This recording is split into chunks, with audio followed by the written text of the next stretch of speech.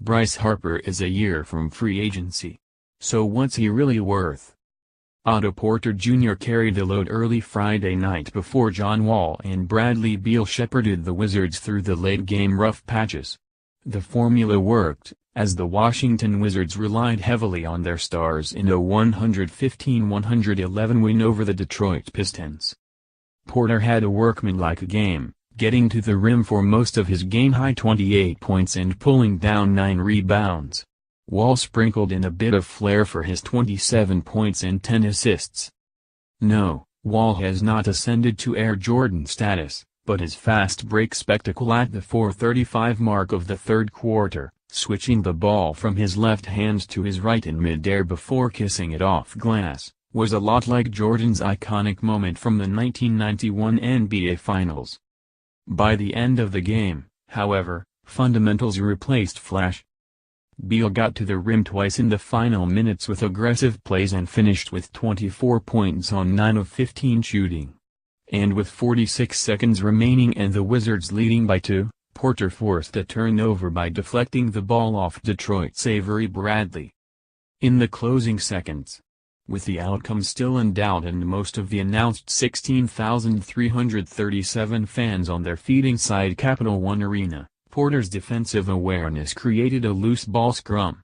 He didn't win the jump ball against Detroit's big man John Lure, but in the chaos, the Wizards again earned possession and controlled the final frantic moments to improve to 2-0. The Pistons fell to 1-1.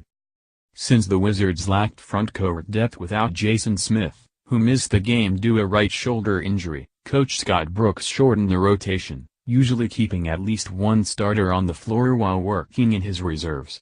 Porter handled that responsibility by stabilizing the offense for 20 points through the first half, but his presence could not keep the Wizards from falling into a hole. Through the first half, the Wizards' defensive effort inspired groans from the crowd and sulking on the sideline. Early into the second quarter, Washington assistant coach Tony Brown stood and held up 2 fingers in the shape of horns to signal the Pistons' next play. Still, Washington wasn't ready to keep up with the action as backup point guard Ish Smith sliced through the perimeter defense and sent a pass to Luke Kennard, who was open beyond the arc. A simple pump fake lost the defender, and Kennard drilled the wide-open 17-foot jumper. Brown watched the shot find the net, then leaned back into his seat after another failed possession. Detroit shot 55.1% from the field. The problem wasn't just poor team defense but that the Wizards could not stop the Pistons' role players. That Kennard jumper, part of a 9-2 run, illustrated his team's depth as the Detroit bench outscored Washington in the first half, 39. Although Porter played as the finisher while on the floor with his second-unit teammates, scoring layups and dunks before halftime, the lack of stops muted his scoring impact. Detroit center Andre Drummond's dominance under the glass was a big reason the Pistons held a +10 rebound advantage at intermission.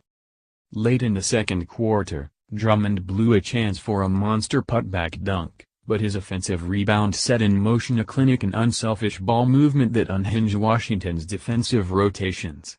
After Tobias Harris corralled Drummond's missed dunk, the Pistons made 4 passes, sending Wizards defenders flying out of position, before Reggie Jackson hit an open 3. Detroit drilled 6 three-pointers by halftime while Washington walked off the court in a 65-58 deficit after missing all 5 of its deep attempts.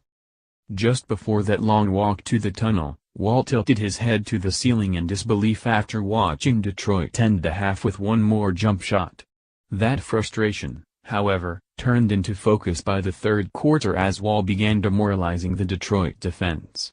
After Marcin Gortat laid out to save a loose ball, Wall took the possession then pulled up for the long-range 3 that gave Washington the 72-69 lead, its first since the 3:33 mark of the opening quarter.